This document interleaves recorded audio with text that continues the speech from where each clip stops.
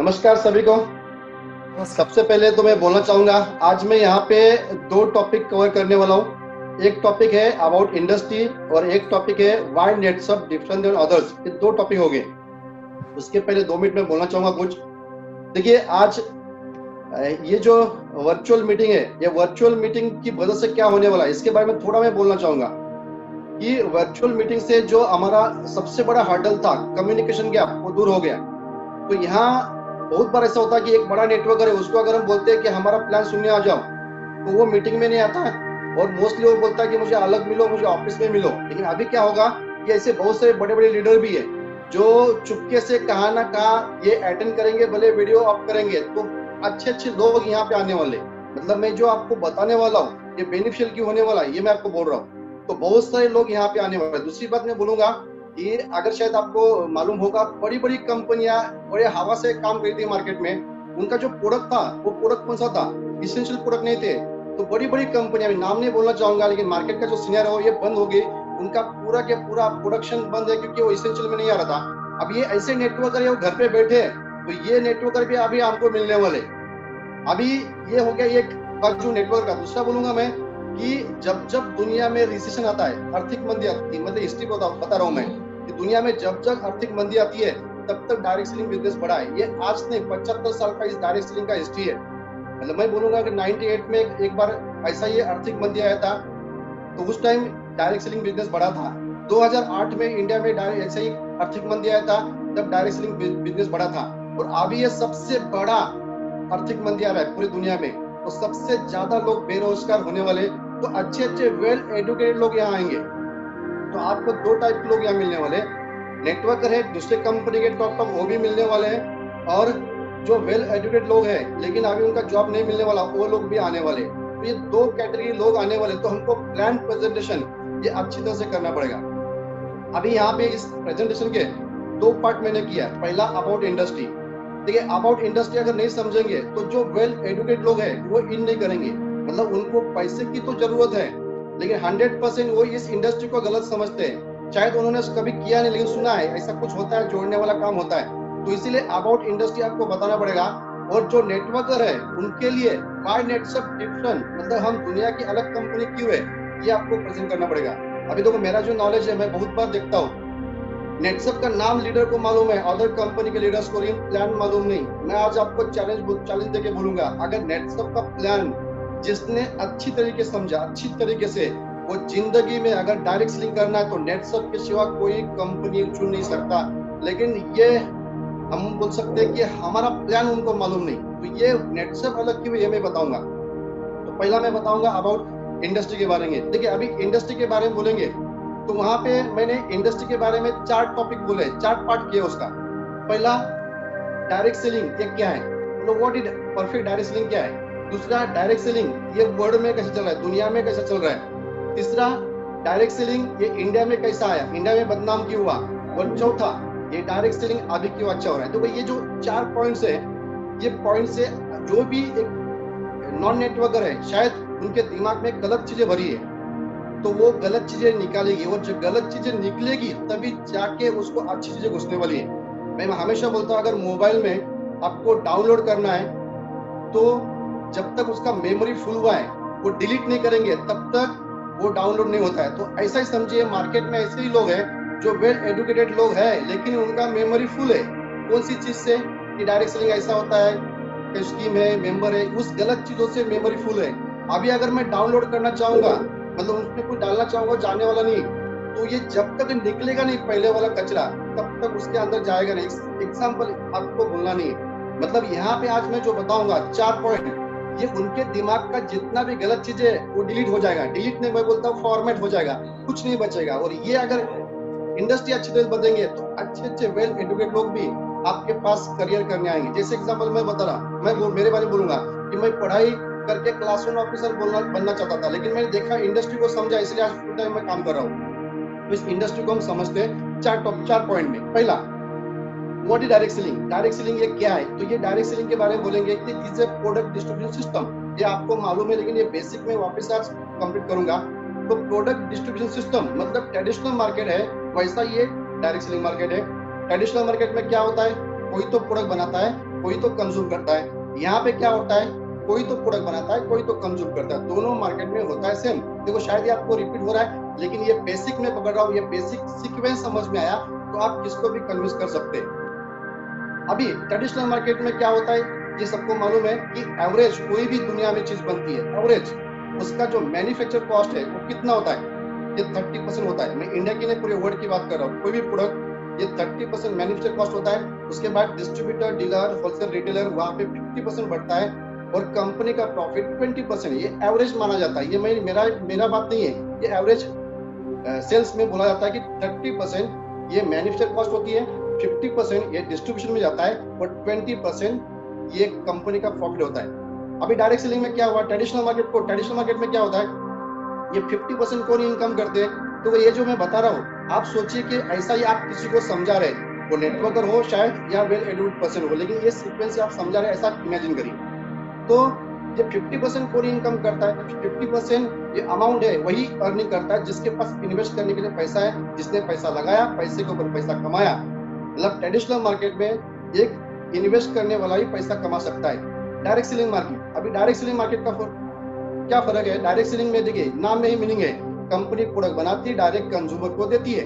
यहाँ जो 50% अमाउंट है ये किसको मिलता है, आपको और हमको मिलता है। हम क्या काम करते हैं, तो डिस्ट्रीब्यूटर, डीलर, होलसेलर, रिटेलर उनका काम हम करते हैं, इसलिए वो पैसा हमें मिलता है। अभी दो मार्केट में फर्क क्या है, तो यहाँ पे इन्वेस्ट करना नहीं, लाखों लोग जुड़ते हैं, ज्यादा प्रोडक्ट बिकता है, दुनिया की हर कंपनी को अपना प्रोडक्ट ज्यादा बेचना है, इसलिए ट्रेडिशनल मार्केट से बड़ी कंपनियां, मैं वर्ल्ड की बात कर रहा हूँ, दुनिया की बात कर रहा हूँ, ये ट्रेडिशनल मार्केट से अपना बिजनेस बंद करके ये डायरेक्ट सेलिंग में आते गई और डायरेक्ट सेलिंग दुनिया में बढ़ते गए। बेसिक फर्क में अभी ये आप बोलेंगे सर मैं ये क्यों बताया, तो सबको मालूम है। अगर ये आपने बेसिक नहीं बताया तो शायद 1 घंटे के बाद, 2 घंटे के बाद एक आदमी पूरा प्लान सुनने के बाद वो क्वेश्चन आपको करता है, सर आपका प्रोडक्ट इतना अच्छा है, ये दुकान में क्यों नहीं बिकता। तो देखिए ये जो सीक्वेंस है, ये हर सीक्वेंस में कुछ ना कुछ आंसर उनको मिल रहा है। जैसे मैं आज काम कर रहा हूँ, तो मैंने जितने दिन 1 to 2 किया तो बहुत से लोगों ने मुझे क्वेश्चन पूछे, वो क्वेश्चन का आंसर मैंने इस सीक्वेंस में दिया है। शायद ये आधा घंटे के बाद उसको दिमाग में एक भी क्वेश्चन नहीं रहेगा, इसलिए ये पॉइंट सब इंपॉर्टेंट है। अब ये हो गया पहला पॉइंट, मैंने बताया कि व्हाट इज डायरेक्ट सेलिंग। अब सेकंड देखते हैं कि डायरेक्ट सेलिंग वर्ल्ड वाइड। देखो मैंने 4 पॉइंट बताए थे अबाउट डायरेक्ट सेलिंग के। डायरेक्ट सेलिंग वर्ल्ड वाइड, तो वर्ल्ड वाइड क्या है, तो इसकी शुरुआत कहाँ से हुई, तो डायरेक्ट सेलिंग इसकी शुरुआत हुई 1945। मैं रिपीट करूंगा जो फिगर है, 1945 अमेरिका से, बेसिकली कैलिफोर्निया से इसकी शुरुआत हुई। 1945 में आज कितना साल हुआ, तो 75 साल बिफोर, 75 ईयर बिफोर ये डायरेक्ट सेलिंग की शुरुआत हुई। देखिए अब ये शुरुआत हुई यूएस में, लेकिन वर्ल्ड का सिनेरियो क्या है, वर्ल्ड में कैसा चल रहा है, तो ये जितनी भी डेवलप कंट्री है वहां ये डायरेक्ट सेलिंग फैला शुरुआत में। जैसा यूएस में हुआ, उसके बाद इंग्लैंड, फ्रांस, जर्मनी, दक्षिण Korea, Japan, Malaysia, Singapore, Australia, China, आज अबाउट 42 कंट्री है, वहाँ डायरेक्ट सेलिंग ये ग्रो हो रहा है। वहाँ पे कानून बना है, मतलब डायरेक्ट सेलिंग के लिए अलग से उन्होंने लॉ बनाए हैं। बहुत से देश है जिसका जो जीडीपी है उसका जीडीपी बढ़ा है बिकॉज ऑफ डायरेक्ट सेलिंग। जैसे हम बोलते हैं मलेशिया एक छोटा सा कंट्री है, लेकिन उसका जो जीडीपी है ये बढ़ रहा है, उसका ग्रोथ हो रहा है, ये बिकॉज ऑफ डायरेक्ट सेलिंग की वजह से होता है। क्यों, क्योंकि एक कंट्री से अगर कोई कंट्री अदर कंट्री में बिजनेस करती है तो उस देश के लिए फॉरेन करेंसी आता है, इसलिए उस देश का विकास होता है। सबसे बड़ी एक समस्या होती है बेरोजगारी, जो अनएम्प्लॉयमेंट, तो हर कंट्री में ऐसी बेरोजगारी समस्या होती है, लेकिन सबसे ज्यादा लोग अगर इसमें काम करते हैं तो बेरोजगारी दूर होती है। ऐसे सो मेनी रीजंस है direct selling in the growing industry in the world. इस समय हमेशा एग्जांपल दे रहा हूँ, देखिए एक एग्जांपल मैं दूंगा। देखिए अभी मैं बता रहा हूँ कि ये डायरेक्ट सेलिंग क्यों ग्रो हो रहा है, व्हाई, तो ये इंडस्ट्री दुनिया में ग्रोइंग इंडस्ट्री क्यों बनती है। तो इसका मैं एक एग्जांपल आपको दूंगा आज कि डायरेक्ट सेलिंग ये अदर इंडस्ट्री से अलग इंडस्ट्री है। डायरेक्ट सेलिंग एक इंडस्ट्री, जैसे इंडस्ट्री का वर्ड आपने सुना होगा, देखो हम बोलते हैं आईटी इंडस्ट्री, हम बोलते हैं एग्रीकल्चर इंडस्ट्री, हम बोलते हैं वेलनेस इंडस्ट्री, हम बोलते हैं ऑटोमोबाइल इंडस्ट्री, हम बोलते हैं बैंकिंग इंडस्ट्री, ये there are so many industries. देखिए एक एग्जांपल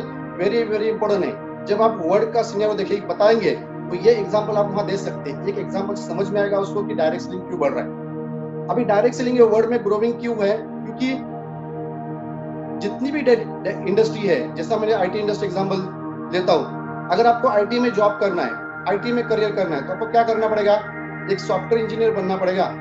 अगर आपको ऑटोमोबाइल इंडस्ट्री में जाना है तो आपको क्या करना पड़ेगा, आपको मैकेनिकल इंजीनियर बनना पड़ेगा। देखिए मेरे एग्जांपल जो दे रहा हूँ, कोई भी इंडस्ट्री में अगर आप काम करने जा रहे हो तो स्पेसिफिक डिग्री या क्वालिफिकेशन की जरूरत है। अगर आपको लगता है कि मैं बैंकिंग इंडस्ट्री में जाऊं तो आपको कॉमर्स का स्टूडेंट होना जरूरी है, बीकॉम का स्टूडेंट होना जरूरी है। मतलब दुनिया के हर इंडस्ट्री में अगर आपको काम करना है तो स्पेसिफिक डिग्री या क्वालिफिकेशन की जरूरत होती है। अभी डायरेक्ट सेलिंग इंडस्ट्री है, ये इंडस्ट्री सबसे अलग क्यों है, क्योंकि यहाँ जो लोग आते हैं ये डिग्री क्वालिफिकेशन लेके नहीं आते। जैसा एक सॉफ्टवेयर इंजीनियर है, वो सॉफ्टवेयर इंजीनियर 1 लाख वो सैलरी है, लेकिन वीकेंड में देखता है चलो पार्ट टाइम कुछ टाइम फ्री है कुछ काम करेंगे, वो आता है नेटवर्क में डायरेक्ट सेलिंग में पार्ट टाइम के लिए, सैटरडे संडे वीकेंड में। एक डॉक्टर है वो भी प्रैक्टिस करता है, लेकिन वीकेंड में जब फ्री टाइम मिलता है वो आता है तो पार्ट टाइम के लिए। लेकिन जब वो देखता है कि मुझे वहां पे 1 लाख का सैलरी महीने का है और यहाँ पे मैं महीने का 16 लाख कमा सकता हूँ, तो हो जाता है फुल टाइम। देखिए मेरे पॉइंट देखिए, दुनिया के कोई भी इंडस्ट्री में लोग डिग्री लेके जाते हैं या क्वालिफिकेशन लेके जाते हैं, यहाँ पे कोई डिग्री लेके नहीं आया। या हर इंडस्ट्री के लोग आते हैं पार्ट टाइम, ये आते हैं पार्ट टाइम लेकिन हो जाते हैं फुल टाइम। ऐसा दूसरे इंडस्ट्री में नहीं हो रहा है। मतलब ऐसा नहीं हुआ कि एक डॉक्टर है उसने 10 साल प्रैक्टिस किया, अभी उसका मूड खराब हुआ, अभी वो बोल रहा है यार बहुत डॉक्टर हो गया, अभी मैं इंजीनियर बनूंगा। ऐसा कभी होता है क्या? कभी नहीं होता है। मतलब मैं बोलना चाहता हूँ कि ये एक ही इंडस्ट्री है, या हर इंडस्ट्री के लोग आ रहे पार्ट टाइम आ रहे हो रहे फुल रहे, बाकी इंडस्ट्री में आपस में चेंज नहीं हो रहा है। और ये सिलसिला कब चालू हुआ मालूम है? 1945 आज से 75 साल पहले चालू हुआ है। तो वर्ल्ड का अगर हिस्ट्री देखेंगे तो एक संस्था है WFDSA, world federation of direct selling association, WFDSA। ये यूएस में एक संस्था है, वॉशिंगटन डीसी में नॉन गवर्नमेंट ऑर्गेनाइजेशन है, उसका डेटा हर साल आता है। उसने बोला कि जितनी भी इंडस्ट्रियां दुनिया में है उससे ज्यादा ग्रोथ होने वाली इंडस्ट्री ये डायरेक्ट सेलिंग इंडस्ट्री, मतलब सबसे ज्यादा लोग अभी यहाँ काम कर रहे हैं। तो ये ग्रोथ देख के ये WFDA से बोल रहा है कि आने वाले 10 से 15 साल में पूरे विश्व में सबसे ज्यादा रोजगार देने वाली एक ही इंडस्ट्री होगी, वो है डायरेक्ट सेलिंग इंडस्ट्री। देखिए बोलने के लिए बहुत कुछ है, लेकिन मैं वर्ड के बारे में एक ही बताया, direct selling is a growing industry in the world. अगर यूएस का देखा जाए तो अबाउट 32 करोड़ पॉपुलेशन है, लेकिन उसको बोला जाएगा अबाउट 60% पॉपुलेशन डायरेक्ट इनडायरेक्ट। मेरे पास डेटा है, मैं वो बोल रहा हूँ, ऐसी बातें यहाँ वहां की सुन के नहीं बोल रहा हूँ, मेरे पास सब कुछ उसके प्रूफ है। विदाउट एविडेंस में कोई चीज बोलता नहीं हूँ। तो अबाउट 60% पॉपुलेशन डायरेक्ट इनडायरेक्ट इस बिजनेस से कनेक्टेड है। In short direct selling industry is the growing industry world. देखिए इंडस्ट्री के बारे में 4 पॉइंट बोले थे मैंने। पहला what is direct selling, second word direct selling, ये वर्ड वाइज क्या है। अभी तीसरा पॉइंट देखेंगे इंडिया में क्या हुआ, वेरी पॉइंट। अभी इंडिया में आया 1996 में। डायरेक्ट सेलिंग इंडिया में कब आई? जैसा हम बोलते हैं कि एमवीओ कंपनी शुरुआत में आई 1996 में। मैंने पहले बताया कि डायरेक्ट सेलिंग दुनिया में कब चालू हुआ, तो 1945। और आया कब इंडिया में? 1996। कितने साल के बाद? 51 ईयर के बाद। सोचिए 51 ईयर, ये छोटा पीरियड नहीं, 2-4 साल नहीं, इसको बोलते हाफ एन एरा। मतलब इस इंडस्ट्री में हम दुनिया से पीछे है। जो फैक्ट है हमको बोलना है कि हम इस इंडस्ट्री में दुनिया से 51 ईयर पीछे है। अभी यहाँ मल्टीनेशनल कंपनी आई, लेकिन इंडिया में यहाँ कोई सी गाइडलाइन नहीं बनी। देखो जो फैक्ट है मैं आपको बोल रहा हूँ, जिसके दिमाग में जो जो क्वेश्चन है ये सीक्वेंस से बताएंगे, ये सब क्वेश्चन का जवाब उसको मिलने वाला है। अभी ये इंडिया में आया, लेकिन इंडिया में इसके लॉ नहीं बने थे। इंडिया में बहुत सी इंडियन कंपनी चालू हुई। किसने चालू की? एक आम लोगों को नेटवर्क करने, कहाँ से प्रोडक्ट का जुगाड़ किया। जुगाड़ बोलता हूं मैं, जुगाड़ क्यों? जो भी हल्दी मिर्ची नमक मिल गया ले लिया, कहाँ से सॉफ्टवेयर लिया, कंपनी चालू कर दिया। कुछ लोगों ने तो जिस दिन कंपनी बनाया उस दिन लिखा पेपर पे, उसको लेके का भागना है। मतलब इंडिया में मार्केट बदनाम हुआ। ये सच है, बोलना है हमको, ये मार्केट बदनाम हुआ। कारण क्या है कि यहाँ कानून नहीं थे, लेकिन अदर कंट्री में दिस अ ग्रोइंग इंडस्ट्री। लेकिन ये होते होते चौथा पॉइंट बोलना, अभी क्या हुआ है, तो 9 सितंबर 2016 में कंज्यूमर मिनिस्ट्री ने, सेंट्रल गवर्नमेंट ने एक गाइडलाइन बनाया, लिखा है condition to conduct direct selling business in India, this is condition. ऐसे 14 पेज का वो गाइडलाइन है, आप किसी को भी दिखा सकते हैं, जब ध्यान देंगे वो बाजू में रखना है हमको, कि वो गाइडलाइन बताएंगे तो लोग बिलीव करेंगे कुछ ना कुछ अच्छा है, इसलिए गवर्नमेंट ने कानून बनाए। कानून नहीं बोल सकते, गाइडलाइन, ये इंप्लीमेंट होगा तो कानून बन जाएगा। अभी उसमें लिखा है कि ओन प्रोडक्शन करना पड़ेगा, प्रोडक्ट शुड बी ओन। ये सेंट्रल गवर्नमेंट बनाया, ये हर स्टेट गवर्नमेंट को दिया। हर स्टेट गवर्नमेंट में जो कंपनी रजिस्टर होती है उसको बोलते हैं ROC, रजिस्टर ऑफ कंपनीज, जितनी भी कंपनी रजिस्टर है उसको स्टेट गवर्नमेंट दे दिया, उसको बोला कि आप ये डॉक्यूमेंट जमा करो अगर कंपनी चलाना है। पूरे इंडिया में 96 के बाद कितनी कंपनी आके बंद हुई, 50,000 के बाद ज्यादा कंपनी आके बंद हुई, लेकिन इस गाइडलाइन को देखते कितने कंपनी चलाना चाहा तो अभी तक 388 कंपनी, जो फैक्ट है मैं बोल रहा हूँ, 388 कंपनी डॉक्यूमेंट जमा किया। ये 4 साल का प्रोसेस है, उसमें से बहुत सारी कंपनियां 4 साल में बंद भी हो गई। मतलब अभी तक डॉक्यूमेंट जमा हुआ है, गाइडलाइन इंप्लीमेंट होना बाकी है, उतना भी वो जिंदा नहीं रह पाई। तो आप देखा जाए 200-250 कंपनियां हैं, अभी एक 200-250 कंपनी है, उनको दिया है कंप्लायंस सर्टिफिकेट। ये बताना जरूरी है क्योंकि ये बहुत इंपॉर्टेंट चीज है, क्योंकि अभी एक थोड़ा क्रिटिकल है, कठिन है, लेकिन ये बोलेंगे तो आपको लोग बिलीव करेंगे, आपको लीडरशिप एक्सेप्ट करेंगे कि वो देखता है आपके पास कितना नॉलेज है। इसे थोड़ा नॉलेजेबल बोलना जरूरी है। तो ये जो 200-250 कंपनियां, कितनी कंपनी लॉ में बैठ सकती है, तो उनको बोलना है कि गाइडलाइन में क्या लिखा है, ओन प्रोडक्शन। अभी कितनी कंपनियां खुद का प्रोडक्ट है, तो वेबसाइट है, वो आप चेक कर सकते हैं। मैं बार बार एक वेबसाइट का नाम लेता हूँ, www.mca.gov.in। MCA मतलब ministry of corporate affairs .gov मतलब गवर्नमेंट। कोई भी कंपनी का नाम उसमें डाल दिए, उस पर दिखेगा आपको कंपनी का ओनर कौन है, उसके ऊपर क्लिक करेंगे और कितने सब कुछ डेटा मिलता है। तो आप बोल सकते हैं कि जो 200-250 कंपनियां, उनको कंप्लायंस सर्टिफिकेट दिया, मतलब डॉक्यूमेंट जमा किया, अभी तक परमिशन नहीं है, इसका स्क्रूटिनी होगा, और जो लॉ में बैठती है उनको परमिशन मिलने वाला शायद आने वाले 6 महीने इंप्लीमेंट हुआ। आज ही मैंने एक वीडियो देखा है, जो मिनिस्टर, उनका वीडियो, जल्द ही वो सोच रहे इस डायरेक्ट सेलिंग को इंप्लीमेंट करे, जल्द ही गाइडलाइन को इंप्लीमेंट करे, ताकि लोगों का बेरोजगारी की समस्या दूर हो, और 100% आने वाले 5-6 महीने में होगा। तो कितनी कंपनियां यहाँ काम कर सकती है, तो उनको बोल सकते हैं ये 200-250 में आप खुद चेक करिए, हमने चेक किया है 90% कंपनियां they don't have their own products, क्योंकि लॉ नहीं थे, इसलिए कहां से कहां प्रोडक्ट का जुगाड़ करके वो चल रही थी। ये हम नहीं बोल रहे, आपको बता रहे कहां से चेक करना है। मतलब 10% कंपनी आपको मिलेंगे, 20-25 कंपनी ऐसी मिलेगी जहां पे उसके 1-2 प्रोडक्ट खुद के है, बाकी टाइप किए हुए प्रोडक्ट है। तो as per this guideline, Netserv is a leading company जहां उनके पास 60 प्रोडक्ट है, खुद के ओन मैन्युफैक्चर है। मतलब वहां पे क्या लिखा है गाइडलाइन में, प्रोडक्ट शुड बी ओन, और उसका जो ट्रेडमार्क है वो ट्रेडमार्क उसी कंपनी के नाम से रजिस्टर होना चाहिए। क्योंकि आज हम काम करते हैं, लेकिन आपके पास 4 कैटेगरी प्रोडक्ट है, एग्रीकल्चर, हर प्रोडक्ट पे लिखा हुआ है बायोफिट। बायोफिट क्या है, दिस आवर ट्रेडमार्क, जो नेटसर्व के नाम से कंज्यूमर मिनिस्ट्री में रजिस्टर है। ये बायोफिट कोई यूज नहीं कर सकता, इसलिए हमारा प्रोडक्ट है, हमारे साइंटिस्ट ने बनाया। हेल्थ केयर, वहां पे लिखा है, हर प्रोडक्ट पे लिखा है Naturamore, Naturamore is our trademark. उसके बाद पर्सनल केयर, वहां लिखा है हर्ब्स एंड मोर, ये हमारा ट्रेडमार्क है। उसके बाद चौथा होम केयर, वहां पे clean and more, this our trademark. तो ये अबाउट इंडस्ट्री के बारे में। देखो अभी ये मैंने बताया, इसमें क्या मालूम हुआ, इसमें ये क्यों बताना जरूरी है कि जो पढ़े लिखे लोग मार्केट में है, शायद उन्होंने सुना है गलत है, ऐसा उसके दिमाग के जो भी क्वेश्चन है गलत है, तो हमने बताया हाँ गलत हुआ क्योंकि यहाँ गाइडलाइन नहीं थे। तो ये सब बताने के बाद उसके दिमाग में जो गलत चीजें है वो निकल जाती है, डिलीट होती है। मैं तो बोलता हूँ डिलीट नहीं होती है, ये फॉर्मेट हो जाती है, और वो आदमी पहले 10-15-20 मिनट में वो काम करने रेडी होता है। तो यहाँ पे मैंने आपको बताया, मैं 2 टॉपिक लूंगा। जो पहला अबाउट इंडस्ट्री, तो ये अबाउट इंडस्ट्री में 4 टॉपिक आपको बोलना है। अभी जाएंगे प्रेजेंटेशन, प्लान प्रेजेंट करेंगे। ठीक है, प्रेजेंट करते समय बिजनेस प्लान प्रेजेंट करेंगे। अगर हम लोगों को बोलेंगे हम ही अच्छे, हम ही अच्छे, हम ही चिल्ला के बोलेंगे, जितना चिल्ला के बोलेंगे कोई मतलब नहीं।